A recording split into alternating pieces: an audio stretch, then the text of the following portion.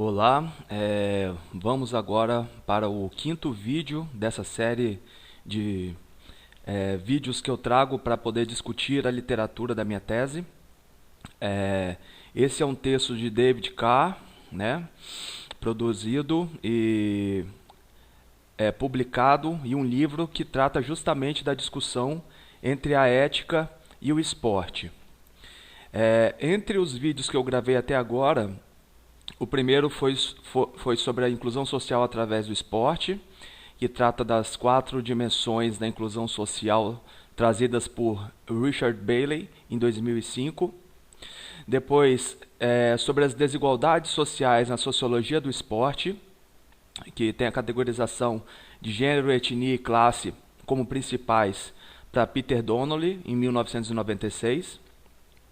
Depois a gente fala do conceito de projetos esportivos de caráter social de Sheila Antunes e correlaciona com a teoria de projetos esportivos sociais de Goff Nichols 2007, que fala do design, mecanismos, riscos e avaliações de projetos esportivos sociais. O quarto vídeo eu trato dos temas educacionais do olimpismo, a evolução de uma pedagogia, né? A evolução da pedagogia da educação olímpica. A educação olímpica é um termo cunhado por Norbert Miller, e os temas educacionais do olimpismo surgiram em grupos coletivos, mas foram iniciados pela pesquisadora canadense Diana Binder. E o artigo que eu discuti foi o dela de 2012, que fala dessa evolução dessa pedagogia. Ok? E esse é o quinto, que é o David Carr, né, publicado em um livro que trata da ética e esporte. E, como a gente pode ver aí no título, capítulo 7, né, o título fala qual a significância educacional, moral que tem a educação física. E ele trata que é uma questão que tem uma necessidade de haver uma desambiguação. Ele inicia fazendo um tratado entre 3 partes, aí, falando da ética, do esporte e da educação física. Como a gente discutiu no artigo do Bailey, esporte e educação física estão bem correlacionados. O esporte é um fenômeno que aqui na educação física brasileira é um conteúdo dentro da educação física. E esse esporte na educação física brasileira pode ser tratado de diversas formas. E a questão ética é uma questão que a gente pode trazer, pensando nos PCNs, para a questão das atitudes, né? Ou então pensando nos valores, na questão atitudinal. E essa questão da ética, como a gente discutiu um pouco, trata também do juízo de valor de quem produz a ciência. E como a gente viu com Peter Donnelly, ela não pode ser isenta politicamente. Não existe uma neutralidade. A gente viu que as tentativas positivistas ou as tentativas de implantação de uma educação física ou qualquer educação, qualquer iniciativa de educação que se pretenda neutra, ela acaba indo na direção da corrente hegemônica. E a corrente hegemônica, que a gente acaba percebendo em algumas falas de alguns projetos sociais, são as falas da direita, né, de manutenção das desigualdades sociais. Então, os projetos esportivos acabam sendo apenas um paliativo, talvez um ponto onde algumas pessoas se sentem felizes por estarem fazendo o bem para alguém, ao invés de estar brigando por algumas pautas que já são mais voltadas para o lado da esquerda, de luta pela justiça social. Ok? Então, essa é a discussão da tese. A discussão do David Carr em si, ele fala que existem possibilidades de conexões entre o esporte e a moralidade. E essas questões podem ser apresentadas de diversas formas. Se ensinar esportes, jogos em escolas, será que isso teria implicações sérias? Ou em que taxa essas implicações poderiam ser mais sérias do que qualquer outra área do currículo para a educação moral e o desenvolvimento de crianças e adolescentes? né? Teria implicação? Qual seria a taxa de implicação? Essa implicação poderia ser maior? E qual seria a diferença de qualquer outra disciplina, né? A educação física, qual seria a diferença de qualquer outra disciplina para a educação moral no desenvolvimento de crianças e adolescentes? Ele parte desse pressuposto. Próximo slide. Ele fala aí dos aspectos éticos de jogos e esportes. E traz assim um resumo já logo no início, que pelo menos algumas discussões parecem assumir que algumas conclusões acerca da significância da educação moral ou, de outra forma, da educação física, dependem crucialmente de sermos aptos a discernir a natureza das atividades físicas. Discernir nessa natureza das atividades físicas algumas propriedades que podem demonstrar uma característica moral, um valor moral negativo ou positivo. Então, crucialmente, dentro da atividade física, dentro do esporte, dentro dos jogos, dentro dos conteúdos da educação física, a gente precisa ter uma capacidade de distinguir comportamentos que podem ser vistos como positivos ou negativos, segundo o autor. Pensando para o lado da nossa tese, a gente já apresentou que esse positivo ou esse negativo depende do juízo de valor, depende do lugar de onde se está falando. Então, a gente tem que... não dá para ser neutro. Continuando, ele fala da questão das consequências, né, de uma concepção própria para esse tipo de educação moral que a educação física pode ter. E quais serão os papéis e as responsabilidades que um professor de educação física deveria ter. E aí ele traz algumas assunções que são dúbias. Ele mesmo se propõe a mostrar que existe essa questão dúbia e classifica em 3 formas de se olhar os valores educacionais do esporte.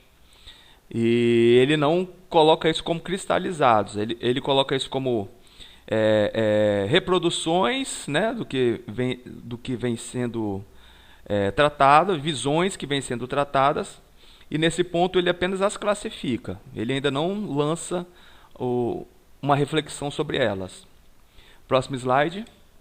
As 3 seriam: a primeira, que os jogos, os esportes e as outras atividades físicas apresentam características.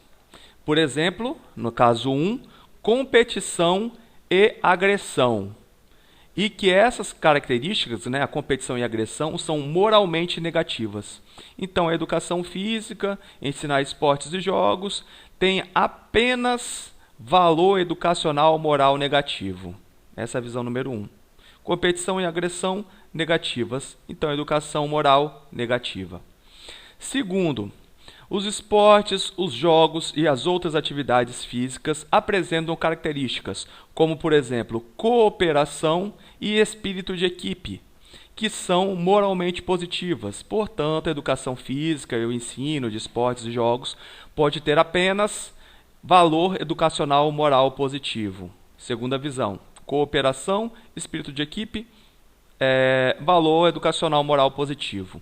E a terceira, esportes, jogos e outras atividades físicas não podem claramente demonstrar qualquer características que podem ser classificadas como positivas ou negativas do ponto de vista da significância moral. Portanto, essas atividades estariam à parte, separada de uma concepção ampla de moral. E a educação física seria, para em todas as intenções e propósitos, ela seria neutra de um ponto de vista educacional moral. Terceira visão.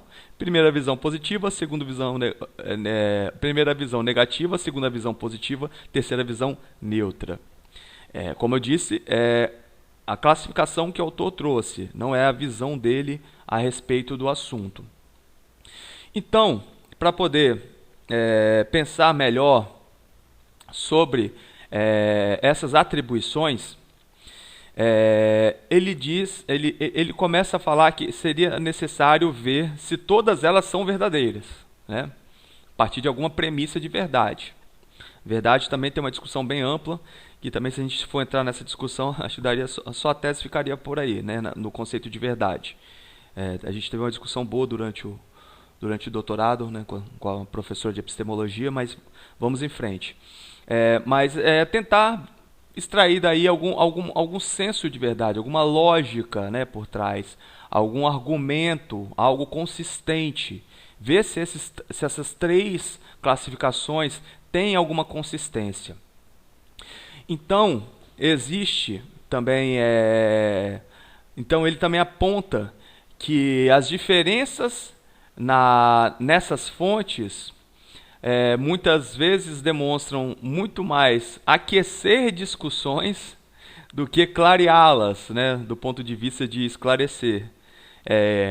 Então, esses três pontos, ele mais fomenta discussões do que resolve, entendeu? Então, é uma busca pela verdade que ele traz aí. Então, ele tenta aí, né, entretanto, se a gente pode tentar por um momento esquecer das nossas memórias do professor de educação física da escola, que a gente ou adorava ou detestava, pode se tornar um pouco mais claro, né, a natureza de qualquer debate. Se alguém pode dizer que educação física é algo bom, porque envolve cooperação, e uma outra pessoa dizer que é uma coisa ruim, porque envolve competição. Então, é uma discussão inconclusiva, ele já traz. Mas, enfim, não vamos antecipar nada. Próximo slide. Dizendo isso, claro, ele não quer dizer, ele se coloca em primeira pessoa, né? O autor, David Carr, se coloca em primeira pessoa. Ele diz que por conta disso, essa discussão não é uma perda de tempo, ok? Porque ela é inconclusiva. Muito pelo contrário. Os maiores e mais importantes debates humanos de controvérsias morais que provém, talvez, os melhores exemplos, são inconclusivos, ok? Então, se o debate é inconclusivo, significa que ele é de extrema relevância, ok? Se já tivesse concluído, não haveria mais necessidade de debate, de disputa, de ideias, de pesquisas na área. Se você acredita que o esporte é bom e pronto, ok, acabou. Fechou, não precisa mais estudar sobre esporte.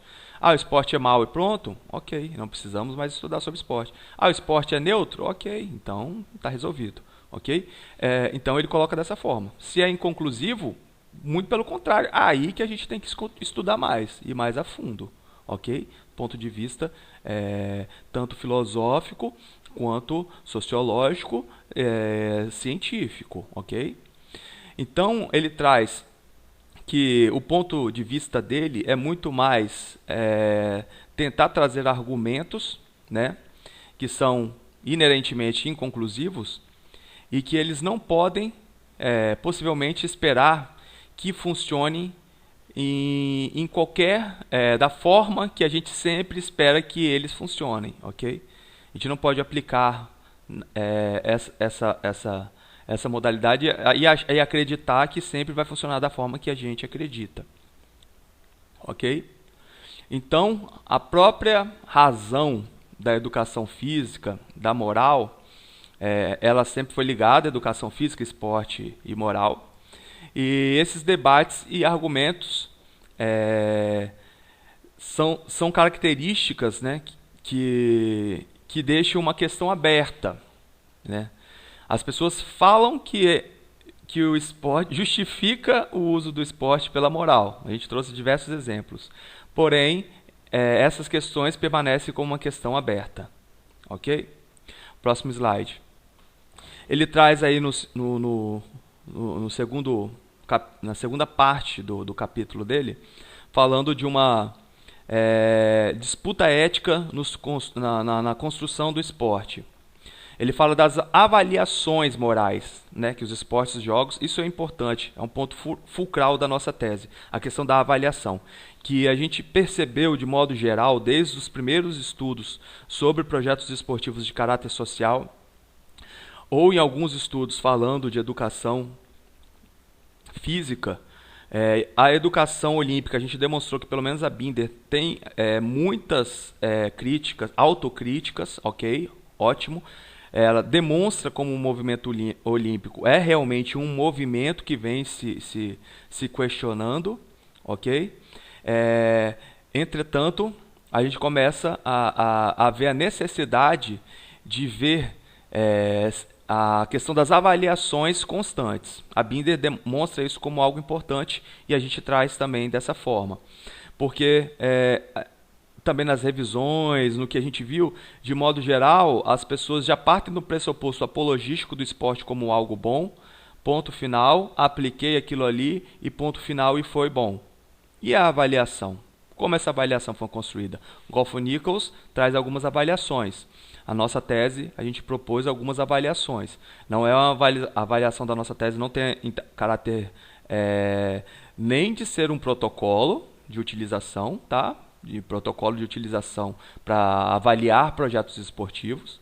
A gente propõe ali fazer uma análise da perspectiva de pessoas que passaram pelo projeto, egressos, e a avaliação que eles fizeram das experiências naquele projeto e o que aquelas experiências, como o esporte, como aquelas vivências no projeto esportivo de caráter social impactaram a vida deles, ok? Esse é o objetivo. E essa tese, dessa forma, vai inaugurar uma perquisição, né, da educação olímpica, com os projetos esportivos de caráter social e com os parâmetros de inclusão social, que depois de a gente ter feito a revisão nacional e internacional, a gente viu que não existe uma relação, não existe uma perquisição dentro dessa, com esses três itens sendo utilizados, ok? Então, o papel da avaliação é fulcral, tá? Continuando, próximo slide. Ele fala que existem alguns ideais sociais gerais, em primeiro lugar, como a cooperação, o orgulho da corporação, e que numa sociedade como a nossa, a iniciativa, o empreendedorismo, geralmente são identificados com a competição, ok?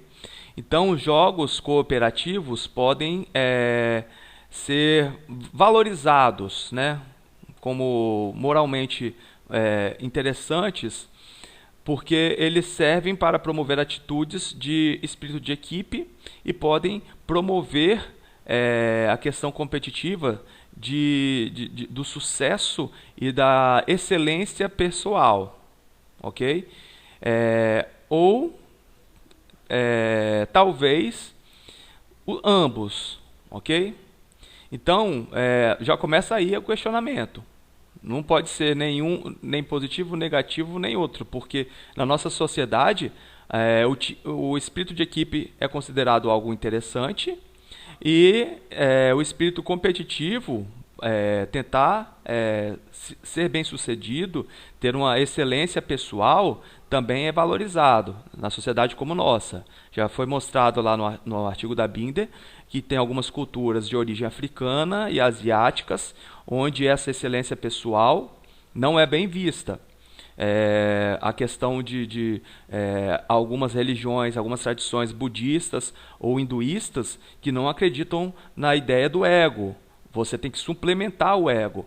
Então, existem várias tradições onde a questão comunitária está acima da questão pessoal. Então, essa busca pela excelência, que é um tema educacional do olimpismo, é algo positivo em algumas culturas como a nossa, é algo que está na educação olímpica, é algo que pode ser promovido pelo esporte, porém, a gente tem que contextualizar como essa excelência pessoal vai ser perseguida e como essa competição vai ser perseguida. Que a competição também não é de toda negativa, como demonstra nas ideias sociais gerais que uma sociedade como a nossa traz. Segundo, ele vem algumas características morais significantes que podem ser pensadas como obrigações ou deveres de se abdicar, né, de certas regras de conduta, como a justiça e a questão de ser cooperativo, justiça e cooperativo nas atividades competitivas. Então, os jogos e equipes podem focar a atenção, né? Agora ele está falando de uma ideia menos dos ideais sociais e mais nos microcosmos, né, da questão de direitos e deveres, né, baseados na justiça moral, na justiça social, onde a democracia, em algumas sociedades democráticas liberais, têm um desejo, aspiram ter esse tipo, né, e acaba competindo, né, com alguns ideais sociais. Então, essa questão do sportsmanship, né, que fala do espírito de equipe, né, do camarada que pensa no coletivo, né, que é o esportista, né, ele deve ser um camarada. Daí vem a noção, vamos tratar um pouquinho mais da noção do fair play, né, do jogo limpo, que também é um tema educacional do olimpismo. Então, a gente tem que pensar na questão política, ele coloca aí no segundo, das questões das características morais significantes. Então, ele já coloca aí botando algumas questões liberais, democráticas, que podem ser rivalizadas. Então, se você busca justiça social, você vai pensar em algum ponto de vista político. Então, o seu ideal de bom ou mal no esporte vai ser outro. Ok? Do que alguém que não vê dessa forma. Ok? Então, essa questão de você falar, eu sou um camarada, eu cultivo o espírito esportivo. Bem, você cultiva o espírito esportivo de algum ponto de vista. Certo? E terceiro, apesar das características poderem ser pensadas mais em termos de características ou qualidades de caráter ou virtude, que são necessariamente uma busca pelo sucesso dentro dessa atividade física, por exemplo, escalar uma montanha. Isso pode requerir, né, um alto grau de coragem, né? Da mesma forma que correr uma maratona demonstra um alto grau de resistência. Aí a gente pode trazer também a questão da resiliência, a coragem e a resiliência. Então, valores, né, características de qualidades de caráter, virtudes que as pessoas podem ter na busca pelo sucesso, que podem ser valorizadas. A coragem para fazer determinada atividade física, a resistência, a resiliência para poder correr uma maratona, podem ser consideradas características vistas como positivas dentro de diversas sociedades, ok?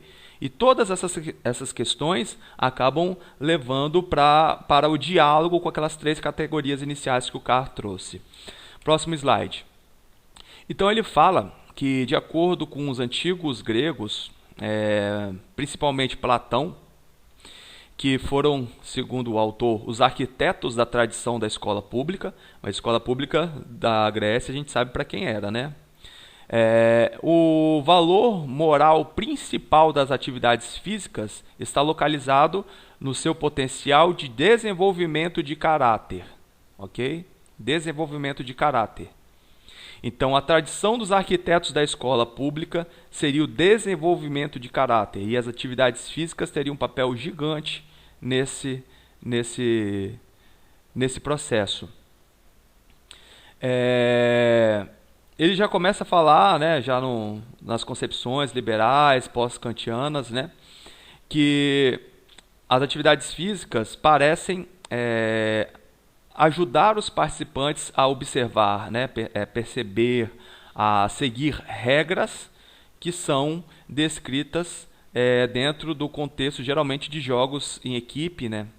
E esse modelo de regras e deveres baseadas em contratos, convenções e negociações interpessoais dentro de uma ordem democrática liberal da sociedade, da vida em sociedade. Ok? Então, a atividade física pode ajudar dentro dessa negociação de regras, ou da compreensão dessas regras, né? Trabalhar você para poder conseguir realizar essas negociações interpessoais. E também sempre partindo de pontos de vista de algum lugar de fala. Segundo ele, a gente fala da tradição grega, a gente também tem que saber qual seria essa tradição grega, né? Então, continuando, próximo slide. Os esportes e os jogos estão a parte dessas discussões? A gente já conseguiu ver que não, né? Até o momento, só pelos argumentos que o autor já apresentou, ele já demonstrou que não tem como, não estão à parte. Ele começa a falar de qualidades, atitudes, né, valores que podem ser adquiridos no esporte e que será que eles podem ser transferidos para os contextos da vida real. Essa questão do mundo da vida, né, da vida real, do mundo da vida, é uma das abordagens da educação olímpica, né, uma das orientações, né, da abordagem da educação olímpica de Roland Nau, que é trabalhado pela Binder, né, para poder formar os temas educacionais do olimpismo. E essa abordagem ao mundo da vida traz justamente isso, algumas atitudes e qualidades, muitas vezes, tanto as extrínsecas, intrínsecas ok, algumas, mas mais as extrínsecas, né, ao esporte. Através da atividade física, você adquire algumas atitudes que podem ser transferidas para o seu mundo da vida e proporcionar mudanças que vão ser vistas como algo positivo numa posteridade. Trazer mudanças positivas para a sua vida através dessa transferência vinda de atividades esportivas. Ok? Aí é uma parte que fala da questão da coragem, né, para poder fazer um desarme no rugby. E o senso de obrigação que um jogador tem de reorganizar, né, reconhecer, perceber as regras do jogo e se reorganizar dentro de campo, né, se isso poderia ser transformado numa educação moral de coragem ou de dever, né? Então tem essa discussão. Mas, segundo a crença do Roland Nau, a educação olímpica pode trabalhar dessa forma e essas características podem sim ser transferidas para o mundo da vida. E a gente tem que observar como, né, elas são transferidas, que não é um processo, como coloca ali no final desse parágrafo aqui. Ele fala ali da questão que não pode pensar de uma forma crua, algo simplesmente testado empiricamente, um caráter behaviorístico, uma teoria atomística das ações humanas, ok? Tentar ser algo da ciência natural positivista para poder ver essa transferência como algo direto, ok? Mas poder estar apto a não ficar cego, ele fala cego ali, né? Mas então, se ele está falando cego, então significa que a gente precisa estar apto a enxergar as complexidades das motivações humanas, ok? Então, até agora, a gente já consegue, pelo menos, responder a questão de que os esportes e jogos não estão à parte. Dessa forma, nesse próximo slide aqui, o Estado, né? O Estado, quando ele coloca Estado aí, letra maiúscula, seria o governo, né, que organiza determinada sociedade, pode se sentir direcionado a se sentir moralmente inclinado a vetar algumas escolhas individuais dos indivíduos. Escolhas individuais dos indivíduos. Interessante isso, né? Então, o que significa? O Estado pode vetar, porque ele pode perceber que algumas escolhas que esses indivíduos estão fazendo serão prejudiciais à sua saúde. E não só à sua própria saúde, mas também à saúde moral da sociedade como um todo. A questão da saúde, a gente está no nível, né, atual, que a própria saúde já está sendo questionada. E a saúde moral entra num papel ainda mais complexo na sociedade atual, né, se a gente for entrar nessa discussão. Então, a gente fala que alguns esportes, que ele coloca ali esportes sangrentos, né? Algumas atividades como esportes sangrentos, né? Tortura de animais, né? As rinhas, né? Alguns esportes de confronto que são violentos demais, etc. Precisam ser questionados, né? Em qualquer sociedade civilizada ou que se pretenda ser civilizada. Essas atitudes precisam ser questionadas, tá? Para poder ser melhor trabalhadas, melhor se a sociedade assim o quer, mas que seja de uma forma um pouco mais organizada, ok? Continuando, ele fala da questão das continuidades e das coisas que podem ser contestadas. Essa questão, do ponto de vista do esporte como algo aceitável em alguns contextos sociais, como a gente fala, que tem um amplo papel desde a época de Platão de acreditar que o esporte tem essa compreensão moral, né, ou de evolução de alguma sociedade. A gente pode medir, mas o medir, o avaliar de uma forma complexa, sociocultural, compreender determinada sociedade através da sua moral, do seu nível de moral, através de suas práticas esportivas. Podem ser, ok? Para ver se elas são uma prática saudável, benéfica, né?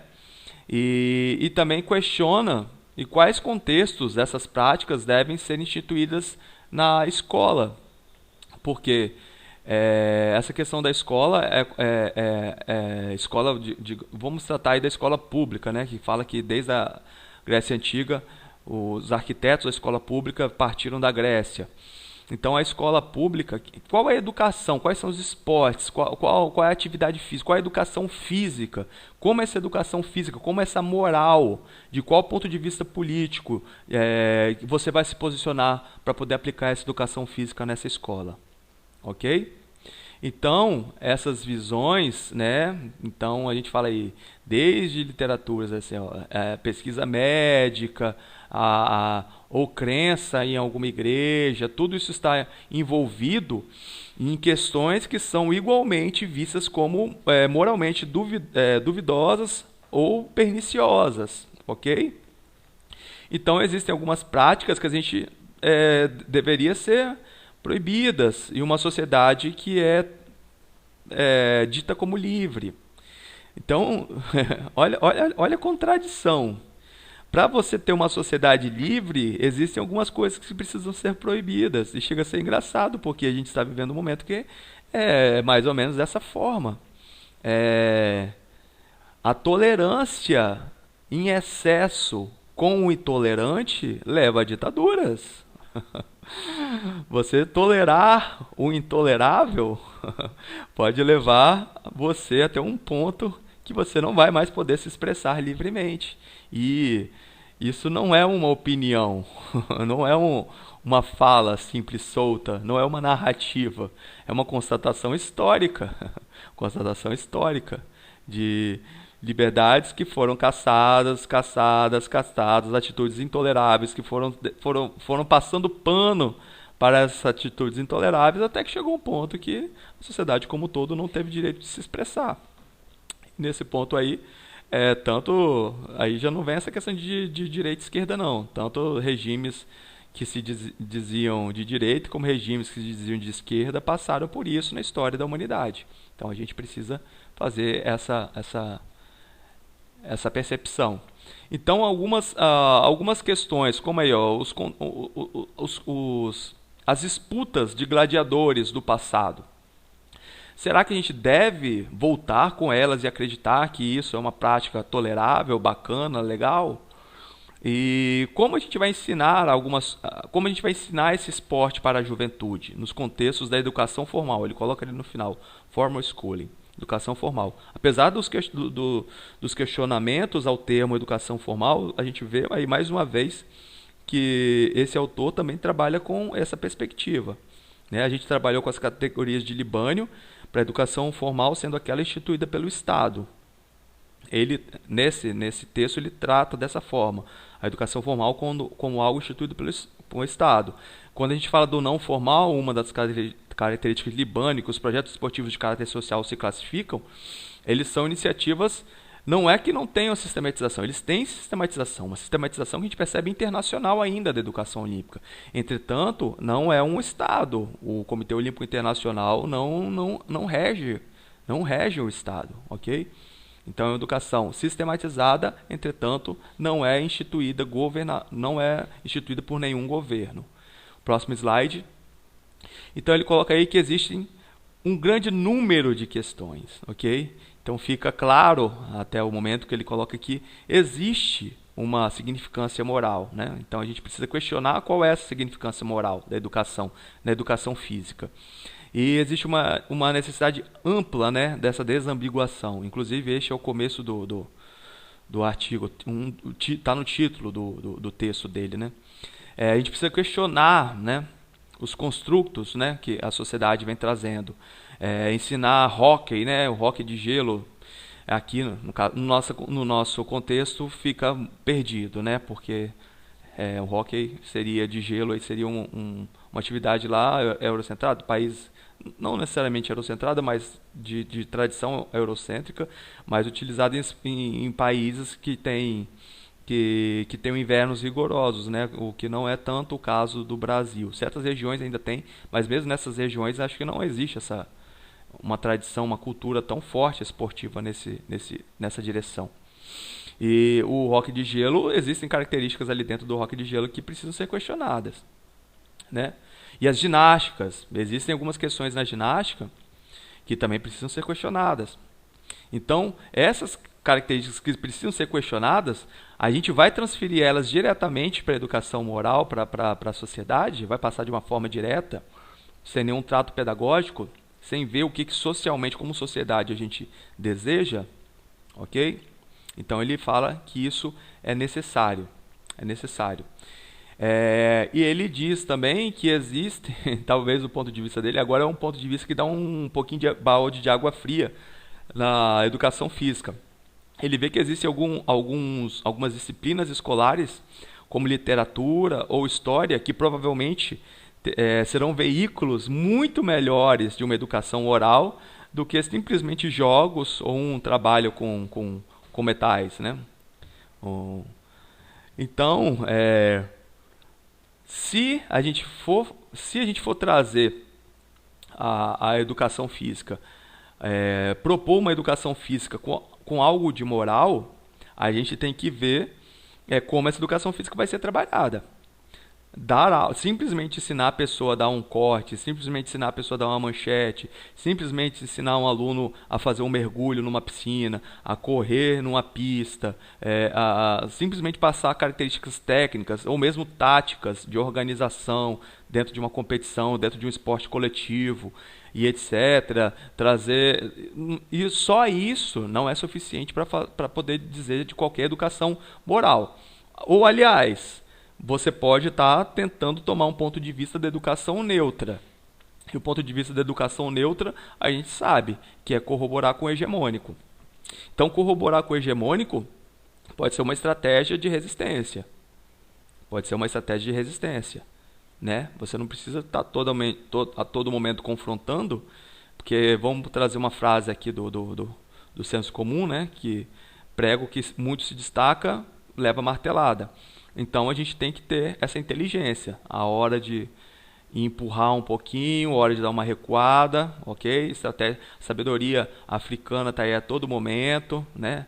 Religiões de matrizes africanas mostram essa sabedoria, arte marcial de origem brasileira, né, mas que tem algumas origens lá, como a capoeira, tem essa sabedoria, né, de qual é o momento do ataque, qual é o momento. Não, estamos dançando, estamos brincando, e agora estou atacando, e agora estou dançando. Ter essa sabedoria da hora de ir e da hora de vir, ok? Mas dizer que está a parte da política e eu vou trabalhar em uma educação física totalmente isenta de posicionamento moral ou político não existe.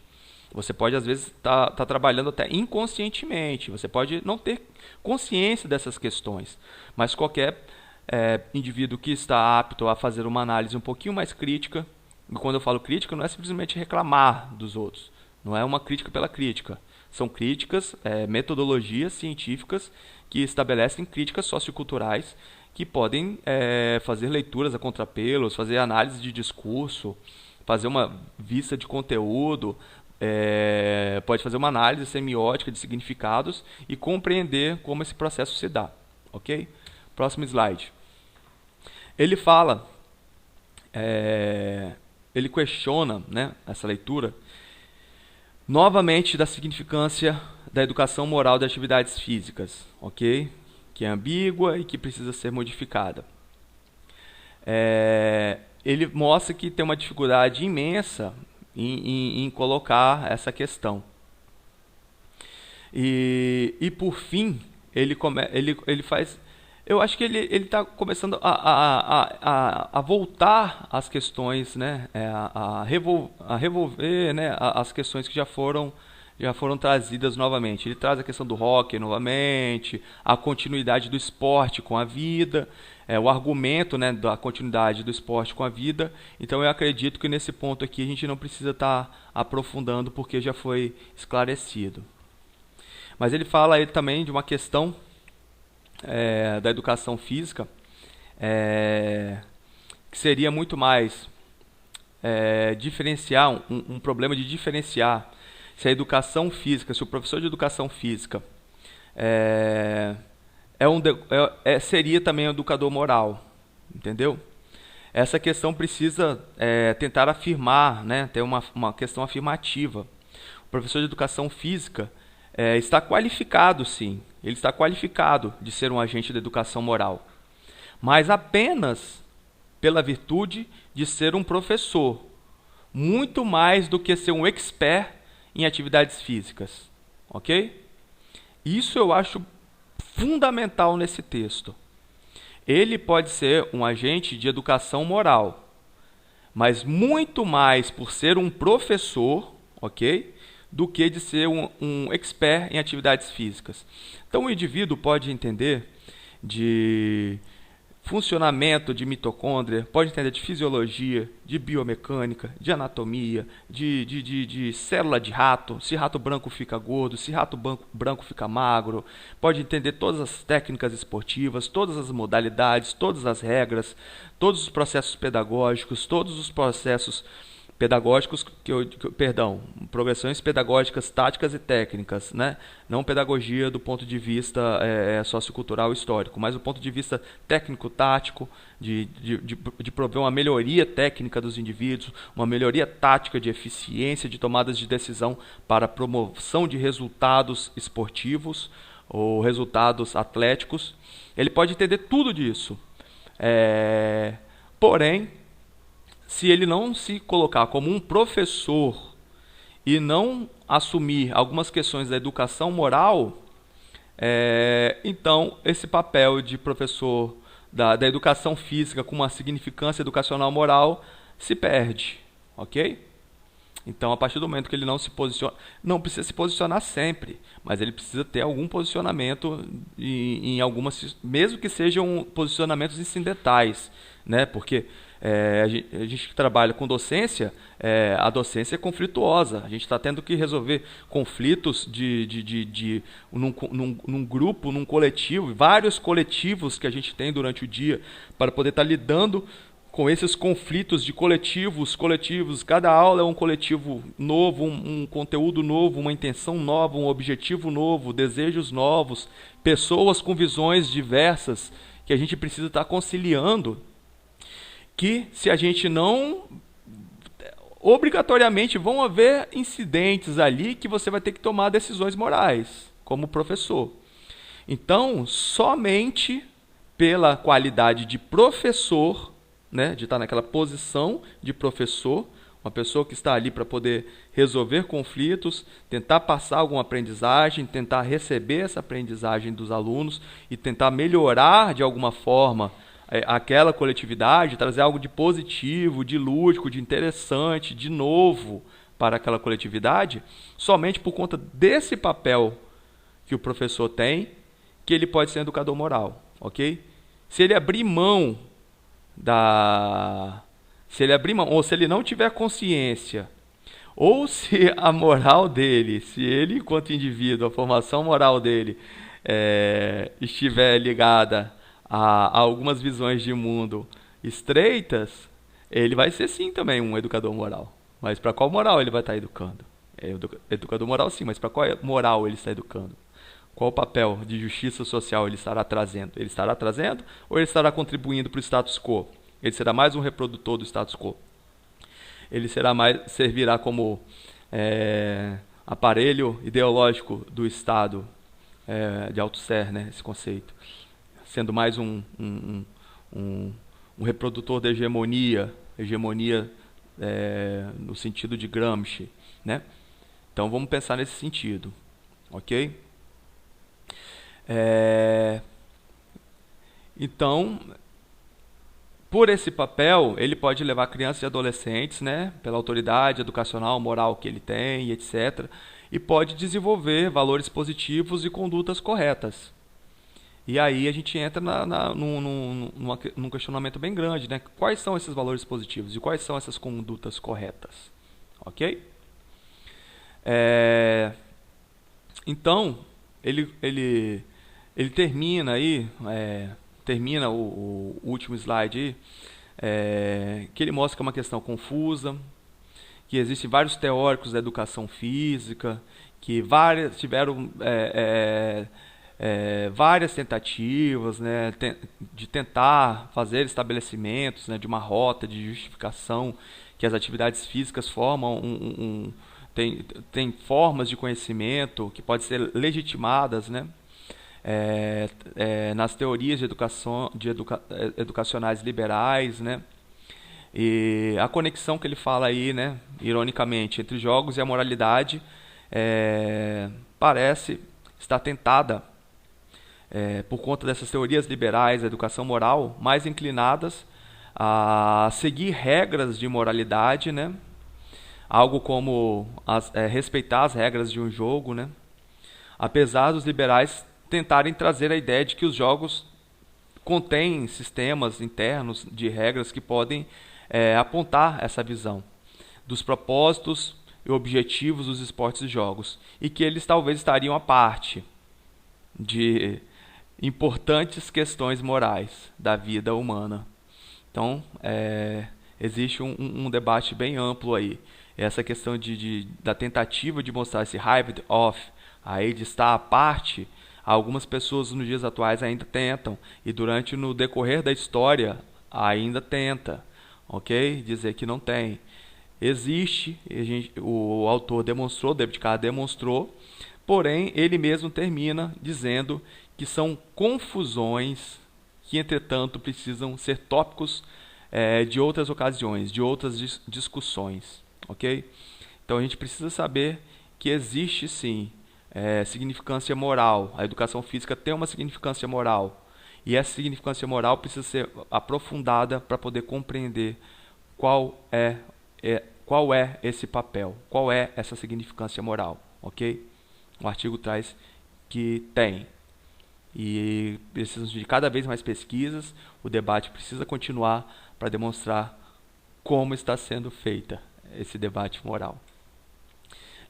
O que é mais importante? O último slide. O que é mais importante na competição? Simplesmente ganhar? Bem, dependendo do ponto de vista, sim. Ou dar exemplos de como seres humanos podem colaborar para o mundo melhor, sem parecer clichê, sem parecer piegas, sem parecer brega, ou já parecendo. Mas quais valores que a gente pode trabalhar nessa aula? A gente trouxe lá o Donnelly. Quais valores a gente pode trabalhar numa aula de educação física envolvendo o gênero? Quando um aluno fala que uma menina não sabe jogar bola, como a gente se comporta? Na questão da etnia, quando um aluno fala que fulano de tal tem facilidades por conta da cor dele, ou discrimina por causa da cor dele, ou antes mesmo de o vê-lo já começa a fazer assunções de valor por conta da aparência dele. E qual é o seu comportamento enquanto educador? Na questão da classe social, Você acredita que quem tem mais dinheiro deve sempre estar recebendo os melhores tratamentos, estar nas melhores academias, os melhores nutricionistas, as melhores preparações físicas, ter acesso aos melhores tratamentos de saúde? Se você acredita que quem tem mais dinheiro dentro de uma sociedade capitalista merece, foi uma meritocracia dele para chegar até aquele momento ali, você tem um juízo de valor.